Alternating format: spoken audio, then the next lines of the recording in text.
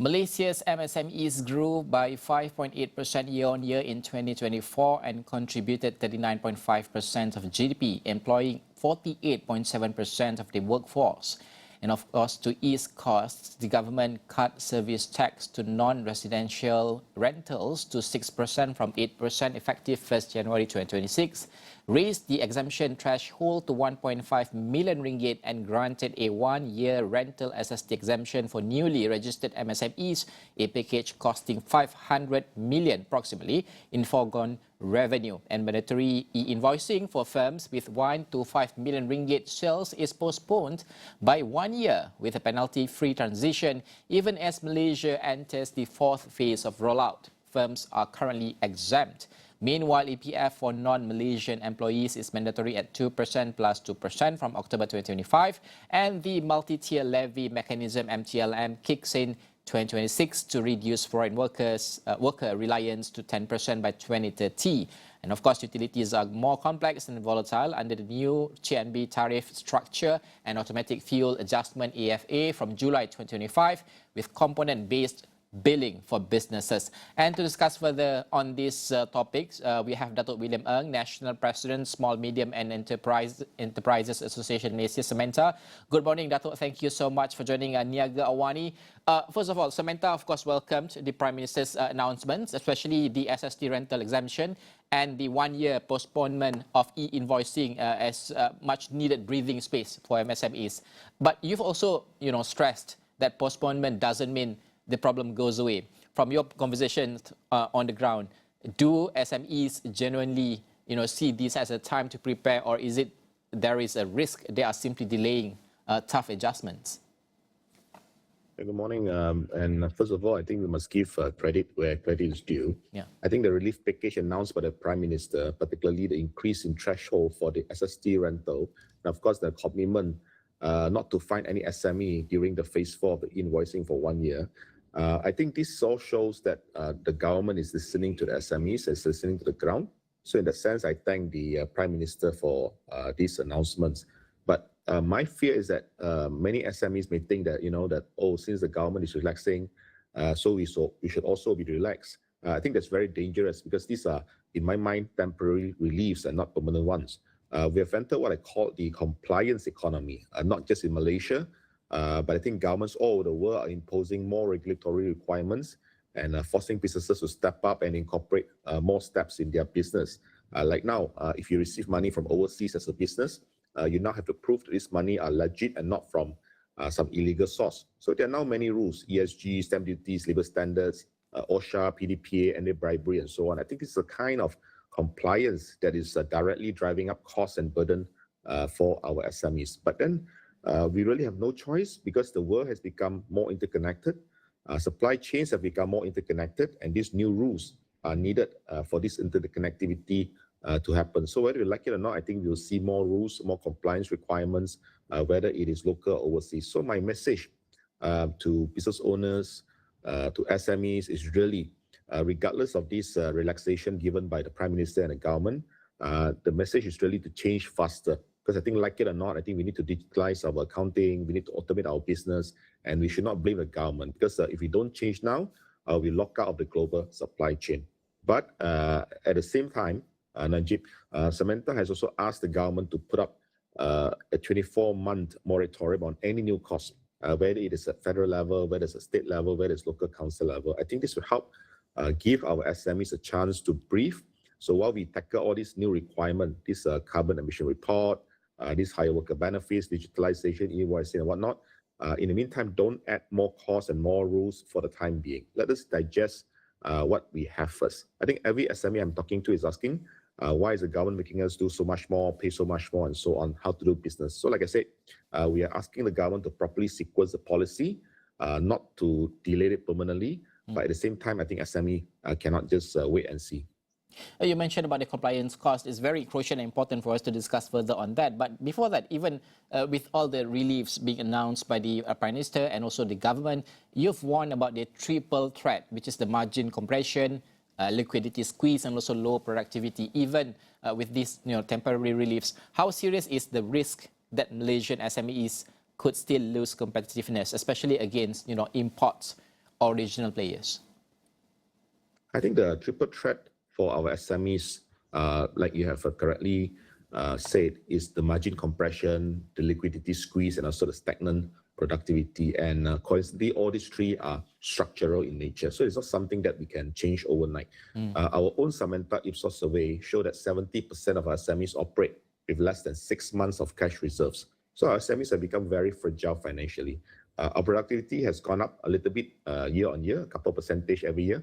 But if we compare to Singapore, they paid us 4-1 in terms of value add per worker. This is why I've been calling on the government to provide the relief now and essentially to stop all the necessary or unnecessary new rules for the next 24 months. You think about it, if an SME have only 10% profit margin, for example, and you hit them with all these multi-tier levy, these higher worker benefits, these new OSHA requirements, then even that 10% profit will be gone.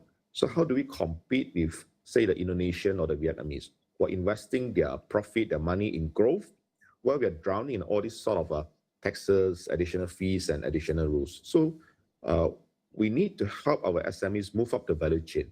We need to help them gain new competencies, maybe form industrial clusters and so on. And because if we don't do that, I think the risk is that we continue to lose our competitiveness. So, you will continue to have strong FDIs and GDP growth, and the government can announce all that.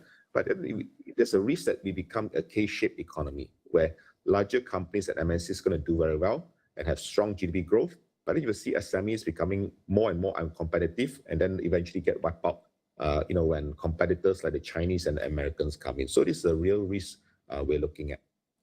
And also, Dato' Samantha, has proposed using this window for transition readiness, including the idea of like SME Transition Academy. What's the biggest, I would say, capability gap you see right now? Is it skills, or systems, or mindset itself? I think a lot of time when I meet up with policymakers, they say that SMEs are not improving, despite we give them so much time, so much funding, so much opportunity. We see SMEs are quite stagnant. I think the issue here is not that SMEs do not want to improve. In fact, our survey says that 74% of SMEs already have some kind of structured training plans. I think the issue here is the capability gap. Most of our SMEs are micro or small. They don't have full-time, most of them HR manager or ESG officer or compliance officer. But now the law says that you need OSH coordinator, for example, if you have more than 5 workers. Now, where does a small company with only 3-4 staff or even less than 10 staff going to find a budget for all these additional headcounts and additional specialists? So right now, 30% of our SMEs are still doing things manually, and only 17% have some kind of AI or smart system. So we're stuck, which is why we wanted to propose an industry-led SME Transition Academy. The keyword here is really industry-led. The idea is that we should not rely on consultants, because consultants generally are limited and not very affordable to most SMEs. So we need to train our SME owners and perhaps cross-train their staff to be able to comply with this compliance economy, to be able to do carbon accounting, for example, to comply with PDPA, to comply with all the new export rules and so on. And we want it to be industry-driven and not run by government agencies, because I think the ground is changing very quickly. What we need yesterday, I think by today, it would have changed. So we want to quickly help run these programs, but we hope that the government can fund them. I think when you let the industry drive it, it becomes more efficient. For example, recently, Samantha, together with MPC, Malaysia Productivity Corporation, we awarded 12 of our members with a certification for completing voluntary sustainability reporting. So instead of spending, say, about 50,000 ringgit and months on the report, our own sustainability working group on the ground help our members to do these reports with AI. And we complete them in weeks, practically at no cost. I think these are also based on global standards like GRI. So the question really is, can the government help? Yes. But if you allow SMEs who are doing it to help other SMEs do it, I think then things will move a lot faster. Hence this idea of an industry-led academy. Dato', while domestic rules have been, eased, we have to admit that we live in a crazy world right now. External pressure, like the EU's the CBAM are still coming, and we also, just this morning, we heard that Donald Trump announced 25% tariff to those who have trade ties with Iran. And these are the things that it keep evolving and very uncertain in that sense. Are Malaysian SMEs ready for that reality? Are we at risk of losing exporters if readiness doesn't improve fast enough? Yeah, I think you're absolutely right. I think this is where the reality gap is really the most dangerous for our country, for SMEs. A lot of time, it's not even the internal policy, it's actually global policy. Right. So even if, like recently, the Prime Minister, he relaxed the rules locally, the world is not going to relax their rules for us. Like you mentioned, CBAM has now come into force.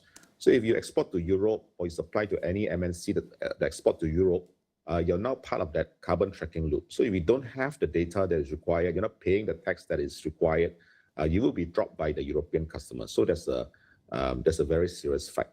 And I think that's something that we really, really need to ensure that our SMEs are ready for this export in terms of standards, in terms of global standards, as well as readiness in terms of fulfilling many of these compliance requirements globally.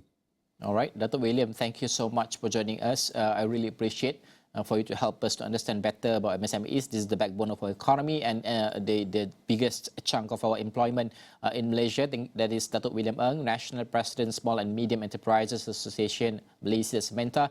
Thank you so much. We're going to go for a short break. We're coming up after this with more development on the international news and also local news.